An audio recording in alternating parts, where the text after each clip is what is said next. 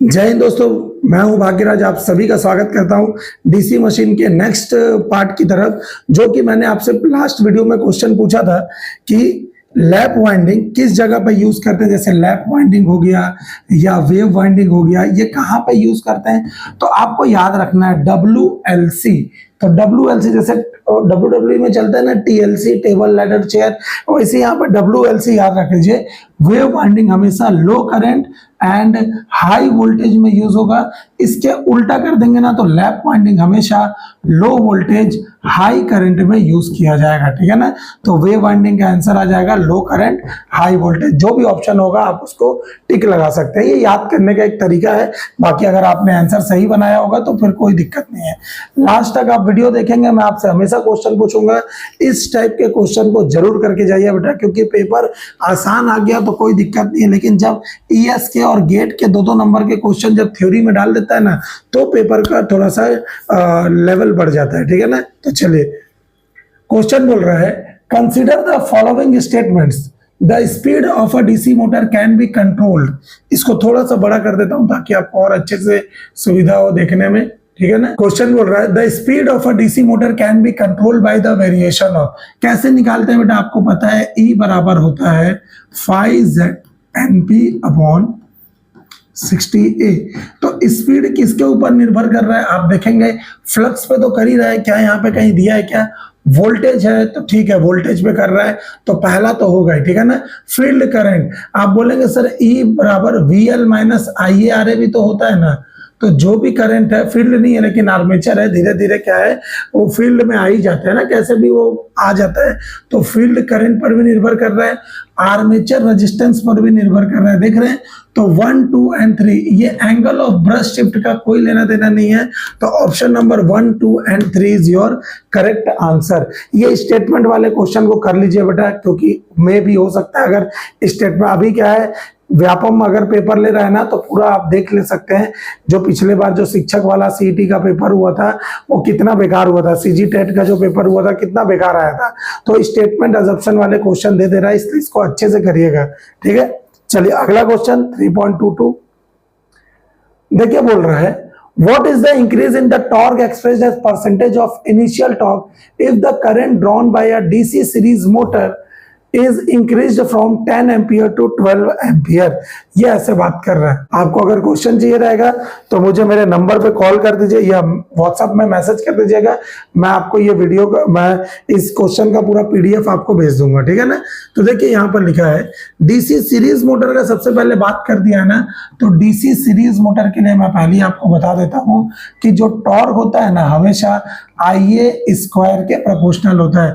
तो मैं इसको ऐसे लिख सकता हूँ T1 divided by 2 T2 equal to IA1 का स्क्वायर डिवाइडेड बाई IA2 का स्क्वायर। तो यहाँ पे बोल रहा है what is the increase in the torque express percentage of initial torque if the current drawn by a DC series motor is increased from 10 ampere to 12 ampere. इसका मतलब है IA1 पहले 10 था तो 10 का स्क्वायर हो गया। अब ये बढ़ के कितना हो गया, 12 हो गया। तो यहाँ पे 12 का स्क्वायर हो जाएगा। तो आप इसको सॉल्व करेंगे तो ये आ जाएगा 100 डिवाइडेड बाई 144। तो चेंजेस कितना आया, तो आप मैथ्स में पढ़ते हैं बेटा परसेंट चेंज कैसे निकलता है, ये कितने का चेंज आया। तो final value minus initial value 144 minus 100 divided by initial into 100। तो आप देखेंगे 100 से 100 कट गया, 44 100 कितना हो गया, 44% is your correct answer. Option number D is your correct answer, ठीक है। ये कुछ मैथ्स के कंसेप्ट से भी आपको बनाना रहेगा बेटा, कुछ भी चीजें छोड़िएगा नहीं, ठीक है। चलिए नेक्स्ट देखिए, लिखा है यहाँ पर जो जो क्वेश्चन बड़ा कर सकता हूं मैं कर देता हूं आपके लिए, ठीक है। देखिए लिखा है, चलिए अगला पूछ रहा है कंसिडर द फॉलोइंग स्टेटमेंट्स। ये स्टेटमेंट को कंसिडर करना है। देखना लिखा है in a DC machine iron loss occurs in. Iron loss किस में होता है, आर्मेचर कोर, योक, पोल कोर या पोल शूज। तो आपको देखना है यहाँ पे आर्मेचर कोर में होगा ना, तो पहला तो होगा ही होगा। तो पहला ये भी सही है, ये भी सही है, ये भी सही है, डी ऑप्शन नहीं होगा, ठीक है ना। थोड़े दूसरे में जाते हैं, क्या योक हो सकता है? क्या योक में तो आयरन लॉस होता ही नहीं है।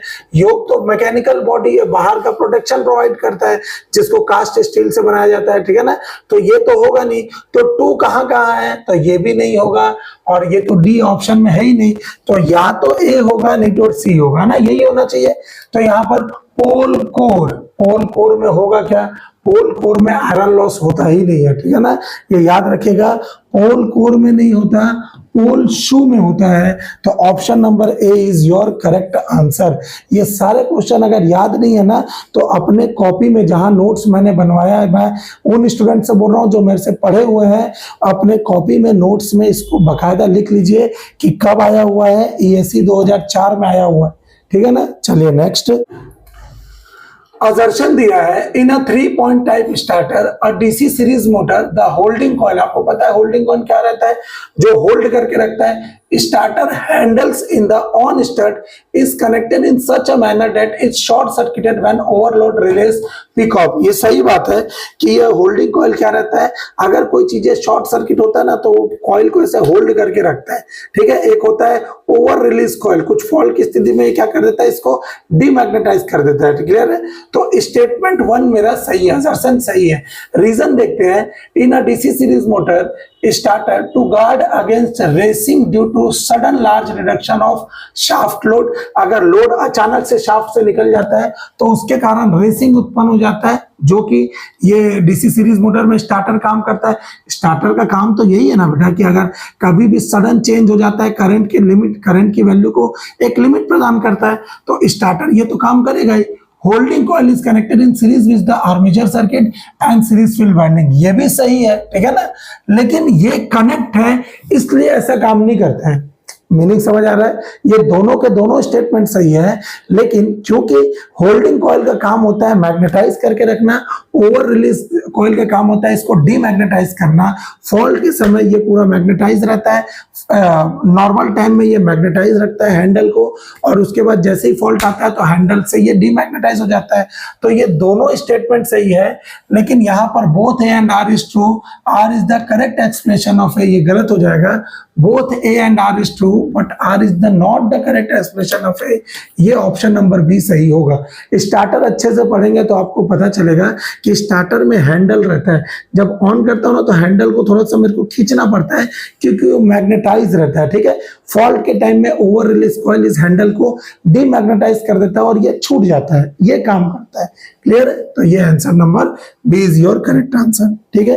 देखिए ये भी क्वेश्चन बहुत अच्छा है बेटा, अगला क्वेश्चन इसको बहुत अच्छे से कॉपी में नोट करिएगा, क्योंकि ना ये यूपी के ना एई वगैरह में पूछा हुआ है ना, और ये सही में एई लेवल का क्वेश्चन भी है। अगर आप देखेंगे ना, ये सही में एई लेवल का क्वेश्चन भी है, ठीक है। देखिए क्या बोल रहा है क्वेश्चन, द आर्मेचर, यहां पर the armature resistance of a 6-पोल लैप वाउंड डीसी मशीन।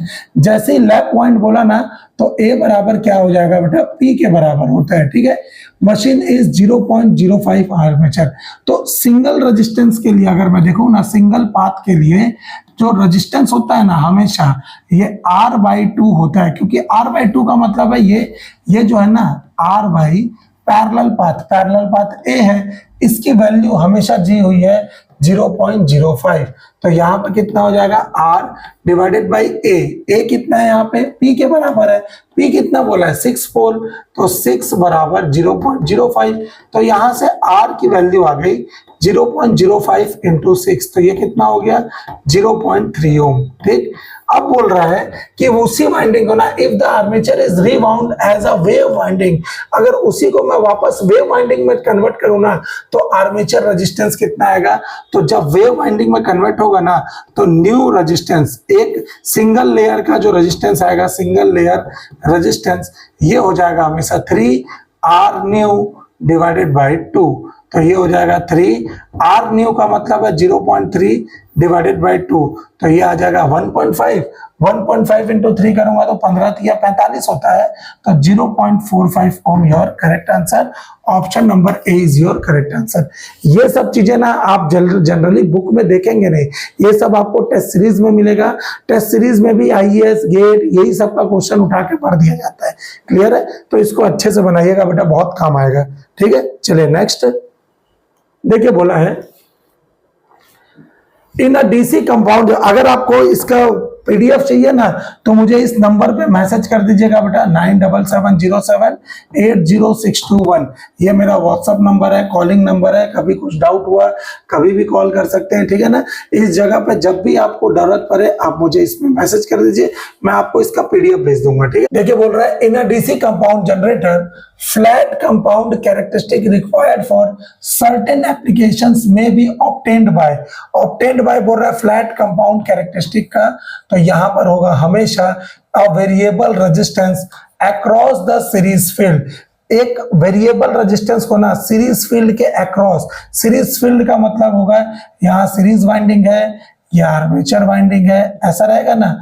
तो सीरीज फील्ड का मतलब होता है इसके अक्रॉस एक वाइंडिंग और लगा दो, ये होगा फ्लैट कंपाउंड मोटर का। इस जगह पे आप देखेंगे ना तो across the series field your correct answer. ठीक है ना, चलिए नेक्स्ट। हाँ, ये वाला क्वेश्चन देखिए, मैं इसको ट्रिपल स्टार में बोलूंगा। ये आर्मेचर रिएक्शन का क्वेश्चन है, आर्मेचर रिएक्शन। ठीक है, तो यहां पर देखिए बोल रहा है अ 6 पोल लैप पॉइंट, जैसे लैप पोल दिया मतलब ए बराबर कितना हो जाएगा, पी के बराबर है। ठीक है, डीसी मशीन आर्मेचर है, 720 कंडक्टर, जेड की वैल्यू दिया है, इट ड्रॉस करंट दिया है 50 एम्पियर, सप्लाई मींस है ना, what is the distribution produced by the armature reaction पर पोल। पर पोल जो निकलेगा ये निकलता है हमेशा, ध्यान दीजिएगा इसको ना, Z I A divided by 2 into P into A. ठीक है ना, तो आप इसको सॉल्व करेंगे। जेड की वैल्यू कितनी रखेंगे, यहाँ पर जेड की वैल्यू दिया हुआ है 720 इंटू आई ए कितना दिया है 50 डिवाइडेड बाय 2 इंटू पोल्स कितना दिया है भाई, पोल्स तो 6 है, इंटू ए की वैल्यू भी 6 होगी, कोई दिक्कत इसमें। तो 2 से ये कट गया 25 बार में, 6 छक्के 36, दूनी कितना हो जाएगा 72, और 25 दूनी कितना हो जाएगा 500। तो 500 एम्पियर टन पर पोल तो आएगा, इसमें कोई दिक्कत नहीं है। 500 कहाँ पर है, तो 500 आप देखेंगे ना, ये यहाँ पर है, 500 यहाँ पर है, बाकी ये तो कट गया, ये भी कट गया बेटा, सेकंड ऑप्शन। तो या तो पहला होगा या तो सेकंड, थर्ड ऑप्शन होगा। तो इस जगह पे हमेशा आर्मेचर रिएक्शन में जो वेव शेप आता है ना, हमेशा ट्रायंगुलर वेव का मिलता है, ऐसे ट्रायंगुलर वेव। तो ये ऑप्शन क्या हो जाएगा, triangular wave shape with a peak of 500 ampere turn. ठीक है ना, देखिए मैं कम क्वेश्चन करा रहा हूं लेकिन बम क्वेश्चन है ये। ऐसे क्वेश्चन आपको यूट्यूब में कोई कराने वाला मिलेगा नहीं, तो जरूर इसको पढ़ के जाइएगा बेटा। टफ है, और मैं उन टफ का क्वेश्चन करा रहा हूं ना जो 10% लोग ही बना पाएंगे, बाकी के सारे लोग छोड़ेंगे ये सब क्वेश्चन। आपको ये क्वेश्चन को ज्यादा अच्छे से करना है। ठीक है ना, चलिए next. Match list 1 with list 2 का बात कर रहे हैं ना, लिस्ट 1 और लिस्ट 2 का बात कर रहे हैं। देखिए बोल रहे हैं डीसी मोटर विथ लिस्ट, और इसका कैरेक्टरिस्टिक दिया है ना, डीसी मोटर और उसका कैरेक्टरिस्टिक दिया है। जैसे सबसे पहले cumulative compound motor, differentially compound motor, series motor और शंट मोटर ऐसा दिया है। हमको ये पूरा का पूरा क्या है इस जगह पर बोला गया है ना, तो हमको क्या क्या पता रहता है बेटा। तो हमको सबसे पहले, क्योंकि हम सीरीज मोटर से बहुत अच्छे से वाकिफ हैं, तो सीरीज मोटर क्या होगा, लिखा होगा कि कहीं पे भी इसका स्टार्टिंग टॉर्क ज्यादा होता है। तो क्या कहीं भी कुछ स्टार्टिंग टॉर्क दिया है क्या, नहीं दिया है ना। और क्या होता है, तो सीरीज मोटर कभी भी नो लोड पर स्टार्ट नहीं किया जाता, तो ऐसा कुछ दिया है क्या, definite no load never start with, एक सेकंड, ये थोड़ा सा, ये अपने को थोड़ा छोटा करना पड़ेगा क्योंकि ये आया नहीं है ना, ये ऐसे करके होगा। यहाँ पर बोल रहा है DC series motor, series motor क्या होगा कि ये is never started without load, तो जो सी होगा ना उसका चौथा होगा। तो कहीं से दिख रहा है क्या, ये A B C D, A B C D, A B C D, A B C D. तो सी का चौथा कौन कौन सा दिख रहा है? तो ये वाला दिख रहा है और ये वाला दिख रहा है। तो ये ऑप्शन नंबर सी और ए तो गया, ठीक है ना, या तो बी होगा नहीं तो डी होगा। और हम लोग क्या जानते हैं? तो शंट मोटर के साथ जानते हैं कि शंट मोटर का हमेशा क्या होता है? स्पीड कांस्टेंट होता है। तो देखते हैं क्या लिखा है, Fairlie constant speed irrespective of the load. तो डी का क्या होना चाहिए? 1 होना चाहिए। तो डी का 1 कौन सा दिख रहा है? ये वाला दिख रहा है ना, तो ये भी ऑप्शन गया। Option number B is our correct answer. तुरंत अपन कॉपी में लिख लेंगे कि एक अक्यूमुलेटिव कंपाउंड मोटर का क्या होगा कि ये क्या है? डेफिनिट नो लोड स्पीड होगा। और इसके बाद डिफरेंशियल कंपाउंड मोटर जिसका यूज मैं आर्क वेल्डिंग में करता हूं, डिफरेंशियल कंपाउंड का क्या होना चाहिए? 2 होना चाहिए। ऑप्शन नंबर 2 इट में स्टार्ट इन रिवर्स डायरेक्शन, ठीक है ना। तो ये सब चीज आपको ऐसे भाई ऑप्शन नोट करना है कॉपी में और डेली उसको रिवाइज करिए, क्योंकि 1 लाइनर में ये कभी भी पूछ देगा। क्लियर है? चलिए नेक्स्ट क्वेश्चन। ये तो बना लेंगे आप, इसमें तो कोई दिक्कत नहीं है, ये तो बन ही जाएगा, ठीक है ना। ये आप इसको बना लीजिएगा। ये वाला 400 डीसी शंट मोटर बोला है, तो शंट मोटर कैसे बनाएंगे? ये ऐसे बन गया ये वाला शंट। यहां पर ये RSH की वैल्यू कितना दिया है? 200। V की वैल्यू कितना दिया है? यहाँ 400 वोल्ट, 5 एम्पियर बोला है, तो ये 5 एम्पियर। I की वैल्यू हो गई। और फिर बोल रहा है DC shunt motor takes 50 ampere on full load. ये बोल रहा है when the DC motor takes 50 ampere at, पहले 5 एम्पियर के लिए निकाल लीजिए what is the ratio of speed. पहले स्पीड निकालना है 5 एम्पियर के लिए, फिर स्पीड निकालना है 50 एम्पियर के लिए, दोनों को डिवाइड करना है। आपसे बन जाना चाहिए बेटा, बहुत आसान है। एक बार आप आज जो शंट मोटर का पढ़ाया हूं उसको जरूर इस जगह पे अप्लाई करके देखेगा बनता है कि नहीं। नहीं बनेगा तो मैं आपको नेक्स्ट वीडियो में जरूर बताऊंगा ये, या इसके लिए मैं हो सकता है एक शॉर्ट्स बना दूं ताकि आपको इसका क्लियर एक इंडिकेशन मिल जाए कि इसको कैसे बनाना है। क्लियर है? आज का लास्ट टॉपिक करते हैं, match list 1 with list 2। Relation दिया हुआ है, बोल रहा है open circuit characteristic, internal characteristic, external characteristic, load saturation curve. आज के क्लास का सबसे ज्यादा इंपॉर्टेंट क्वेश्चन, ठीक है ना, ये सबसे ज्यादा इंपॉर्टेंट क्वेश्चन है ओपन सर्किट कैरेक्टरिस्टिक। जिसमें आपको नॉट मिल रहा होगा ना बेटा, वो ओपन सर्किट कैरेक्टरिस्टिक होगा। तो कौन सा होगा? देखिए ए नॉट लिखा है ना, प्रोपोर्शनल टू EF, तो ये ए का क्या होगा? 2 होगा। तो ए का 2 कौन कौन सा दिख रहा है? तो ए का 2 ये दिख रहा है, ए का 2 ये दिख रहा है, तो ये पूरा ऑप्शन गया है ना। फिर उसके बाद क्या बोल रहा है? Internal characteristic, external characteristic. तो एक्सटर्नल कैरेक्टरिस्टिक ना हमेशा जो कि फील्ड के साथ होगा ना वो एक्सटर्नल होगा। तो कहीं पे कुछ दिख रहा है क्या एक्सटर्नल में? देख लेते हैं। यहाँ पर इस जगह पे देखेंगे ना, इंटरनल कैरेक्टरिस्टिक बोल रहा है ना, तो इंटरनल में देखिए आपके पास क्या क्या है बेटा? E और IA है। आर्मेचर करंट कहाँ होता है? अंदर होता है ना, आर्मेचर करंट मोटर के अंदर होता है ना, तो ये आ जाएगा अपना B का क्या हो गया? 3। तो B का 3, A का क्या हो गया? 2, A का 2 हो गया, B का 3 हो गया। एक्सटर्नल, एक्सटर्नल मतलब ये करंट बाहर जा रहा है ना, I V ये सब बाहर रहते हैं ना, बाहर, तो इसलिए एक्सटर्नल में E और V और I कौन सा हो गया? 4 नंबर। तो यहाँ पे क्या हो गया? C का 4, तो ये ऑप्शन हो गया बेटा अपना ऑप्शन नंबर D। तो ये हो गया कौन कौन सा? ये V एंड I के बीच का कर्व होता है, और लोड सैचुरेशन कर्व D का। अब बच कौन सा रहा है? लोड, तो 1 ही बच रहा है, तो D का हो जाएगा V वर्सेस या V वर्सेस IF। ये मेरा क्या हो गया? लोड सैचुरेशन कर्व हो गया। तो कौन कौन सा कर्व बनता है आपको ये भी देगा बेटा। ये आज का लास्ट क्वेश्चन था, मैं आपको समझा देता हूं। ऐसा भी क्वेश्चन बना के देता है, ध्यान रखिएगा। इस टाइप का भी क्वेश्चन देता है कि ये ऐसा कर्व बना देता है बेटा, ऐसे 1 2 3 ऐसे कर्व बना देगा, बोलेगा। तो ये होता है OCC curve, open circuit characteristic. ये होता है इंटरनल कैरेक्टरिस्टिक, है ना, ऐसा जो भी शो रहा है। और ये होता है एक्सटर्नल कैरेक्टरिस्टिक, ठीक है ना। ये मिलता है ऐसे, आपको क्वेश्चन में मिलेगा। OCC और इंटरनल कैरेक्टरिस्टिक के बेस में ना आर्मेचर रिएक्शन ड्रॉप होता है। आर्मेचर रिएक्शन बोल रहा हूं, आर्मेचर रेजिस्टेंस ड्रॉप, ठीक है ना। इंटरनल और एक्सटर्नल के बीच में हमेशा ओहमिक ड्रॉप होता है, ओहमिक ड्रॉप। ये सब आपको पूछेगा बेटा, आपको करना है इसमें, ठीक है ना। ये सब ध्यान में रखिएगा। ये था नेक्स्ट 10 क्वेश्चन। मैं आने वाले टाइम में आपको और भी क्वेश्चन कराऊंगा। थोड़ा थोड़ा पढ़िए और सटीक पढ़िए, ठीक है। वीडियो अच्छा लगा हो तो अपने दोस्तों में शेयर जरूर करिएगा।